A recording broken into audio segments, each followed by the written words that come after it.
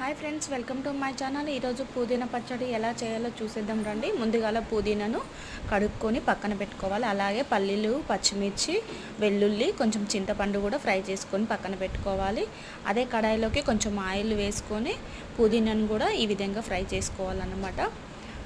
చూసారుగా, ఇలా మొత్తం దగ్గరికి వచ్చేంత వరకు కూడా ఫ్రై చేసుకోవాలి. తర్వాత అందులోనే ఒక 4 టమాటాలు కూడా చిన్న చిన్న ముక్కలుగా కట్ చేసుకొని వేసుకొని వాటిని కూడా మెత్తగా ఉడికేంత వరకు కూడా ఉడికించుకోవాలి.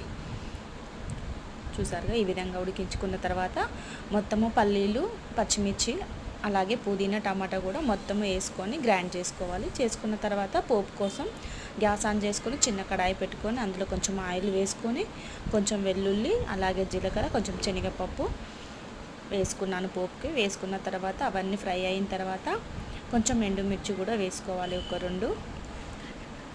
అలాగే కొంచెం కరివేపాకు కూడా వేసుకున్నాను. అదంతా కూడా ఫ్రై అయిన తర్వాత మనం మిక్సీ పట్టుకొని పక్కన పెట్టుకున్న పుదీనా పచ్చడిను ఆ పోపులోకి వేసుకొని ఒకసారి కలుపుకొని వేడివేడి అన్నంలోకి, చారులోకి కానీ చాలా బాగుంటుంది. మీరు కూడా తప్పకుండా ట్రై చేయండి ఫ్రెండ్స్. అలాగే మన ఛానల్ని సబ్స్క్రైబ్ చేసుకోండి.